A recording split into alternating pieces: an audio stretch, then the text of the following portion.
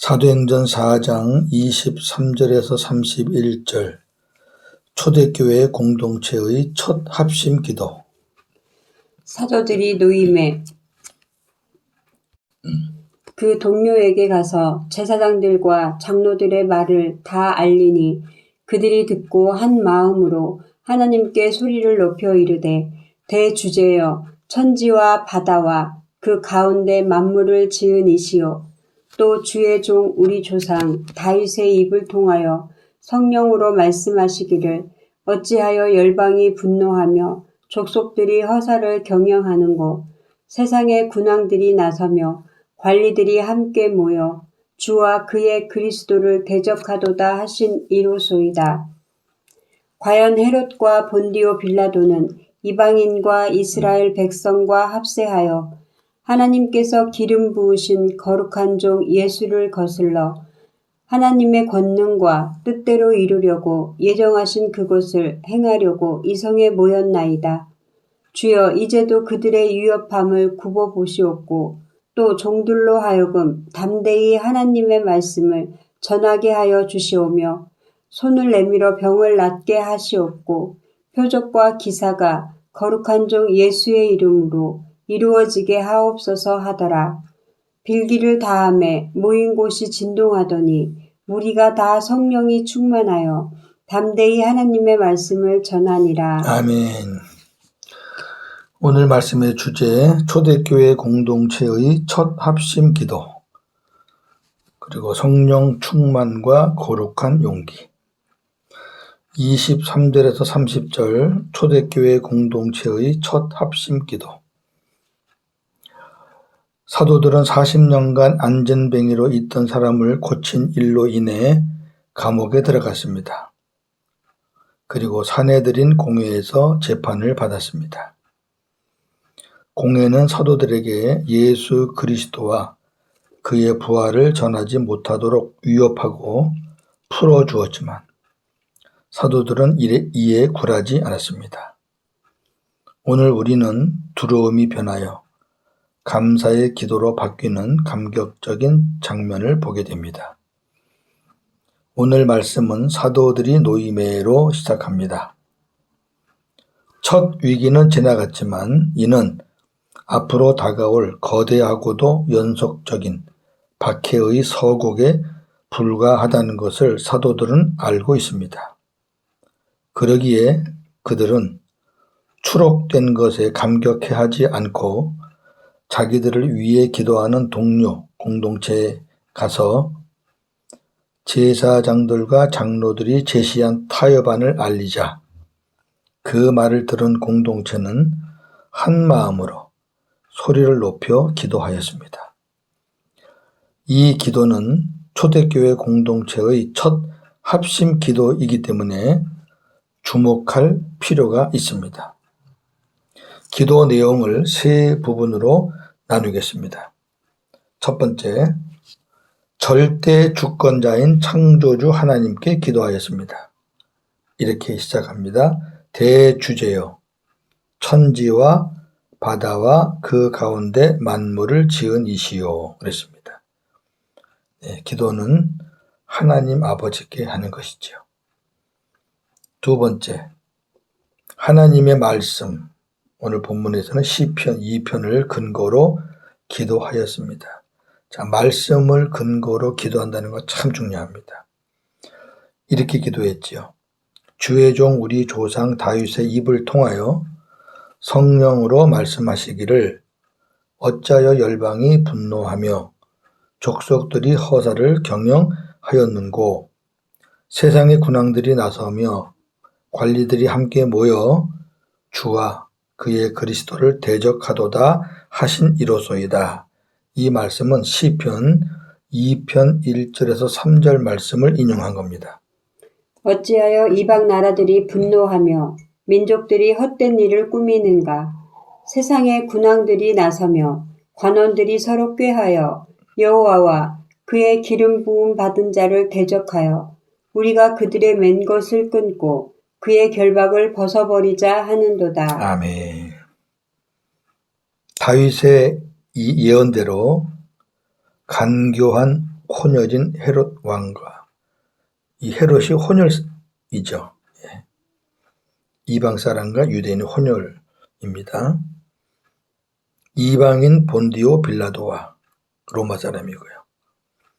이스라엘 제사장과 백성들이 합세하여 하나님께서 기름 부으신 거룩한 종 예수를 거슬러 하나님의 권능과 뜻대로 이루려고 예정하신 그것을 행하려고 이 성에 모였다고 기도합니다. 이 성은 예루살렘 성이죠. 예, 예루살렘의 공회에서 모여서 예수를 죽이자는 그런 것을 결정한 것입니다. 시편 말씀을 인용하면서 그대로 됐다는 것을 지금 하나님 앞에 기도하고 있습니다. 예수님의 죽음은 하나님의 영원한 작정이셨고 악인들은 악역으로서 하나님의 계획을 이룬 것입니다. 그들이 이제는 교회 공동체와 제자들까지 없애려고 모인 것입니다.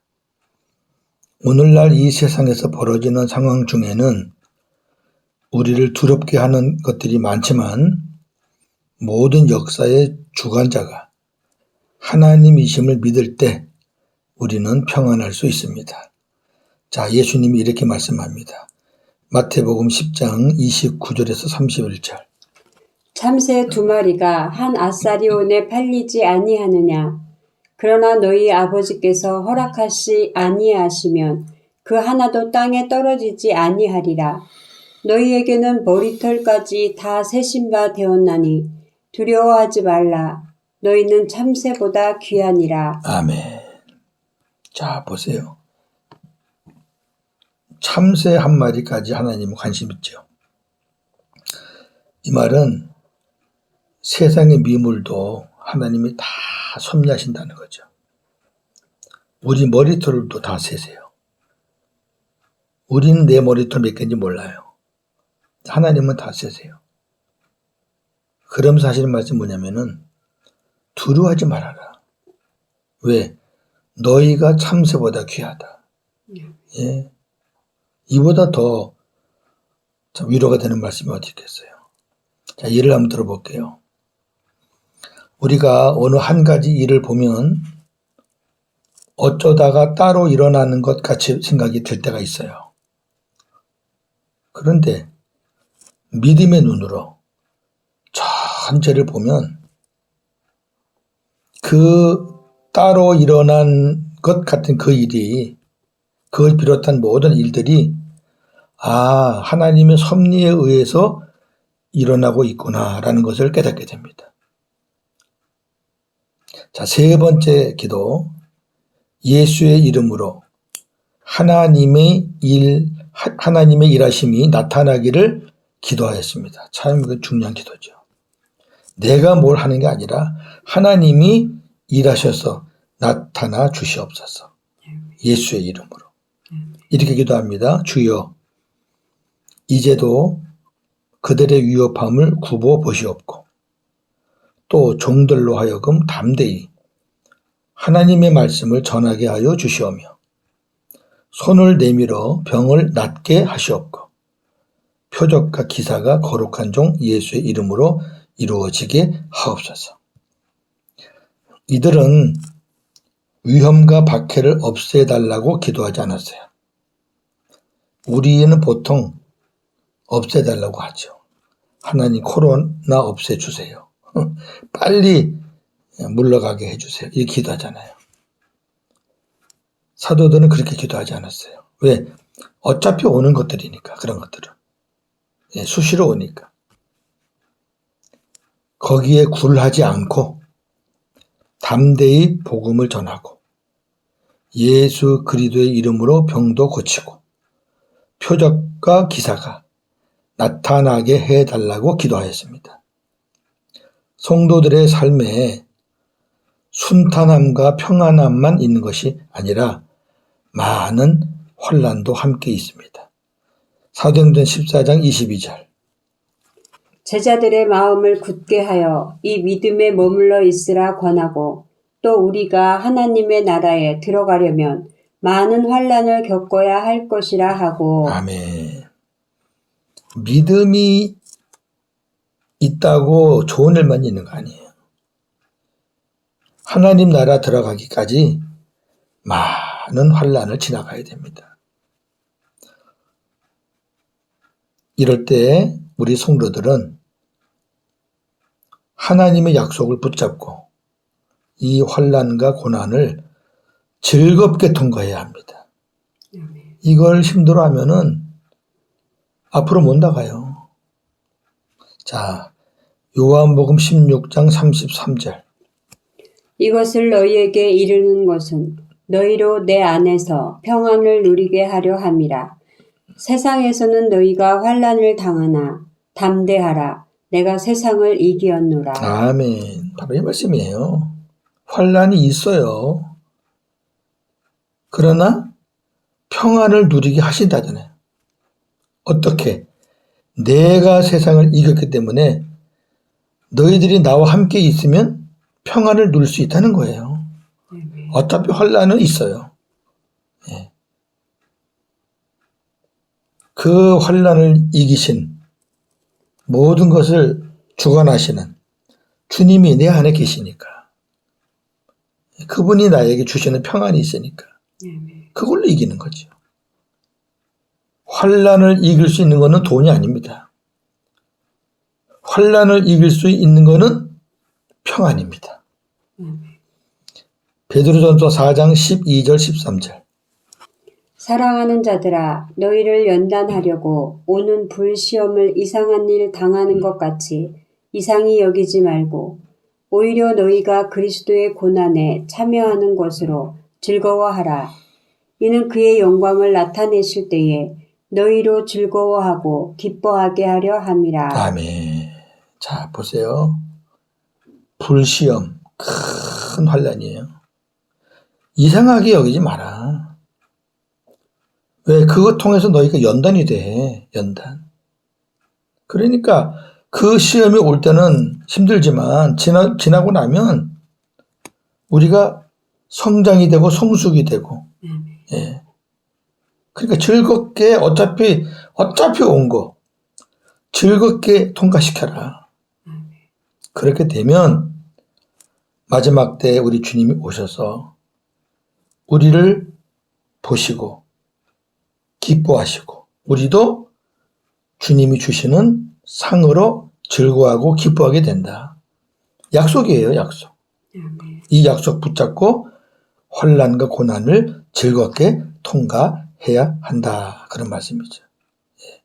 복음으로 사는 자들, 주님과 함께 사는 자들은 가능한 일입니다. 다시 말씀드리지만 주님이 내 안에 계시느냐 안 계시느냐의 척도는 세 가지입니다. 항상 기뻐할 수 있어야 돼요. 그리고 범사에 감사할 수 있어야 돼요. 그리고 염려와 걱정이 아닌 평안함이 있어야 돼요. 기쁨, 감사, 평안. 그게 주님이 나와 함께 하신다는 표정입니다. 거기 잊지 마시고 그것이 부족할 때에는 하나님의 사랑과 생수를 구하세요. 31절 성령 충만과 거룩한 용기입니다. 합심기도가 마치자 모인 곳이 진동하였습니다. 이는 하나님이 이들의 기도를 받으셨다는 응답의 증표입니다. 무리가 다 성령이 충만하여 담대히 하나님 말씀을 전하였습니다. 이는 하나님의 말씀을 담대히 전하게 하시려고 성령을 충만하게 부어 주셨다는 것입니다. 이걸 다시 풀면 성령이 충만해야 어떠한 상황에서도 담대히 복음을 전할 수 있다는 말이죠. 충만하지 않으면 못 전해요. 이 핑계 저 핑계 분위기 보고 충만하지 않으면 환경 보게 되고요. 안 돼요. 죽음을 무릅쓴 이들의 용기는 참으로 거룩한 용기였습니다. 거룩한 용기는 성령의 기름 부으심으로 성령의 충만함으로 인해 진리와 정의를 바탕으로 나올 수 있는 겁니다. 진리와 정의. 반면에 배짱, 허풍, 또 공격성, 우리는 이런 것들을 또 용기라 그러잖아요. 어떤 때는 저 사람 용기 있어. 부정과 거짓을 바탕으로 나오는 용기는 그건 거룩한 용기가 아닙니다. 정리합니다. 초대교회 공동체의 합심 기도는 우리가 본받아야 할 기도의 모델입니다. 그들은 절대 주권자인 창조주 하나님께 기도하였습니다. 그리고 하나님의 말씀을 근거로 기도하였습니다. 그리고 예수의 이름으로 하나님의 일하심이 나타나기를 기도하였습니다. 얼마나 아주 확실합니까? 군더더기 없어요. 시편 2편에서 다윗은 민족들과 군왕들과 관원들이 예수 그리스도를 대적하지만 그 예수는 철장 권세를 가지신 심판주이시기 때문에 그와 입맞추지 않으면 멸망당한다고 예언하였습니다. 아까 읽었던 시편 2편 뒷부분입니다. 시편 2편 9절과 12절. 내가 철장으로 그들을 깨트리며 질그릇같이 부수리라 하시도다. 그의 아들에게 입맞추라. 그렇지 아니하면 진노하심으로 너희가 길에서 망하리니 그의 진노가 급하심이라. 여호와께 피하는 모든 사람은 다 복이 있도다. 아멘. 그분은 심판주예요. 그러니 그의 아들의 입맞추셔야 돼요. 그의 아들의 입맞춤이 안 되는 사람은 심판이에요. 우리의 삶이 예수님에게 입맞추는 삶이 되기를 바랍니다. 입맞추는 것은 어떤 의미겠어요? 사랑해야지 입맞추죠. 그리고 친밀하게 가까이 있는 사람이니까 입맞추죠. 부부를 생각하세요. 예수님이 멀리 계시면은 어떻게 입맞춰요? 복음이 안 되는 사람은 예수님과 입맞춤이 안 돼요. 나와 함께 계시는 예수님을 사랑하고 그 주님과 친밀히 행하라는 그 말씀입니다. 그런 사람은 복이 있다. 오늘도 복음으로 승리하시는 하루가 되기를 주님의 이름으로 축원합니다. 아멘. 하나님 감사합니다. 초대교회 공동체의 첫 합심 기도를 보았습니다. 그들은 절대 주권자인 창조주 하나님께 기도하였습니다. 그리고 하나님의 말씀을 붙잡고 기도하였습니다. 그리고 내가 무엇을 하는 게 아니라 하나님의 일하심이 예수의 이름으로 나타나기를 기도하였습니다. 우리의 기도도 이러한 기도가 되기를 소망합니다. 예수 그리스도에게 입맞추지 않으면 멸망을 당한다고 다윗이 예언했습니다. 하나님, 우리 주님이 우리와 함께 계시지 않으면 어떻게 예수님에게 입맞춤을 하겠습니까?